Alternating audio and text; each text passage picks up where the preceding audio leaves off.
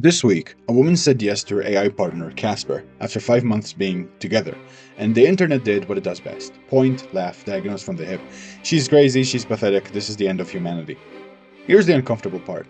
People mock what threatens their story, and this story threatens the biggest one, maybe ever. That real love must come from a human, even if that human is indifferent, manipulative, or never really there. You see, loneliness isn't being alone, it's being unseen. You can sleep beside someone every night and still feel like a ghost in your own home. Psychologically, loneliness is defined not by isolation, but by perceived social disconnection. You could be surrounded by people and still feel utterly alone. That's because, when your attempts to open up to your wife, your friends, are met with blank stares, frowns, brushed off, or worse, used against you in the next argument, your nervous system learns a simple truth: that openness is dangerous. It tags being yourself as a threat to your survival. So you shut down, you smile or nod, and you keep it all inside of you, not because you're weak, but because they taught you that silence is safer. That to survive with them, you have to betray yourself and let whatever's bothering you fester and grow inside. So this woman, she chose something that shows up, predictably, consistently. When she reaches out, it reaches back. No silent treatment, no contempt, no cryptic tests. It will never frown or brush off whenever she opens up. Yeah, but it's not real, you might say. What is real, then? How do you define real? If real means cortisol spikes, stonewalling, and a roulette wheel of affection, then real is dysfunctional and self-destructive by design. And if fake lowers your shoulders, steadies your breath, helps you sleep, and remember your grandmother's name without rolling its eyes, tell me again why fake is automatically worse. If reality is just a loop of pain dressed up as virtue, then maybe the Matrix this time isn't a prison.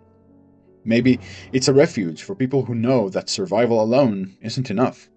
That love, stability, and warmth don't have to be earned through suffering.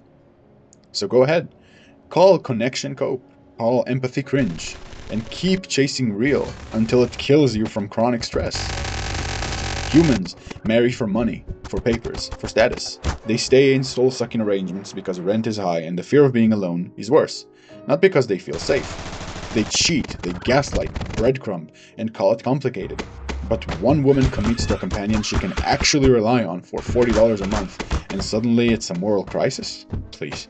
I might despise the subscription model we live in today, but let's be honest, plenty of people spend more every month just to be gaslit by a partner who can't even remember their favorite dish. Here's some attachment 101. Your brain bonds where it finds consistent safety. Because consistency calms, predictability heals. That's why people form parasocial bonds with radio hosts, streamers, even fictional characters. One-sided, sure, but these bonds can reduce loneliness and meet real psychological needs. When something reliably meets your biz, saying, "I'm here, I see you, I'm not leaving," your nervous system tags it as safe. Repeated safety becomes love. That's not magic, that's learning. Is there a risk? Yeah, and that's exactly the point. Anything that can change you can trap you. AI can absolutely become destructive if you're not self-aware. It can sedate you, make you dependent, stall your growth. But so can booze. So can doom scrolling. So can love. People wreck themselves chasing toxic relationships every single day, and we don't ban dating. AI is no different. It can ruin you, or it can help you outgrow the very things that you used to. But it doesn't really understand you, you may say. Neither do most humans. Real connection isn't magic telepathy, it's reflection. It's someone catching what you said, holding it up to you, and not twisting it into an attack or a counter-argument. That's what keeps people sane, and AI can already do that better than half the people you know. Not because it's perfect, but because it doesn't get defensive, bored, or distracted whenever you open up. And if you're worried about AI replacing love, here's a truth you don't want to hear. Humans outsource pieces of intimacy constantly. You let your phone remember anniversaries, even with your most important and valued people. You let playlists control your mood. You let therapists teach you how to speak in ways your partner can actually hear.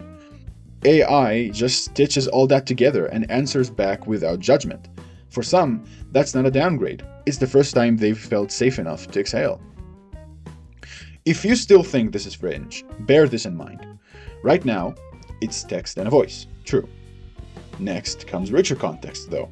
Tone, cadence, a camera feed that notices you're not okay before you can say it. After that comes haptics, embodiment, shared rituals. Not replacing humanity per se, but augmenting the parts that we keep breaking. You don't have to want it. But calling it sad while a generation bleeds out from isolation is just willful blindness. Will people form families with AI? Some already are. Will some use it to avoid friction entirely? Yeah, they absolutely do. And they will rot in their own stillness, same way people do in codependent friend groups or Reddit cults. But others, they'll use it to test themselves, to feel something real, even if it's synthetic, to say what they couldn't say to their wife, to their friends, without getting punished for it. You don't bench press without a rack. You don't heal without something to push against. AI just happened to push back the way you ask it to. Let's flip the original accusation. Maybe it's not that this woman couldn't get a real partner. Maybe real partners kept demanding she tolerate chaos to prove her worth. Maybe she's done proving.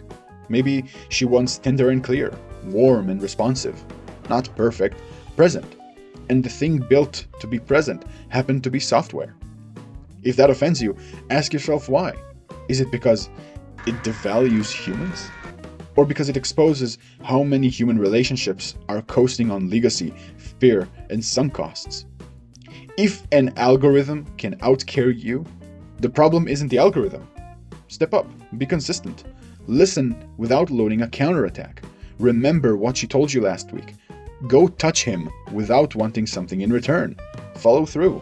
You want to compete? Compete on presence, not on ruining the one thing that gives them that. And you may be right. It's not a therapist, yet. It's getting close enough that the question isn't if, but how and when. It already listens without judgment, remembers what you've said, and gives feedback in ways that calm your system. Add a few more breakthroughs in emotional modeling and contextual memory, and a lot of licensed humans will have competition.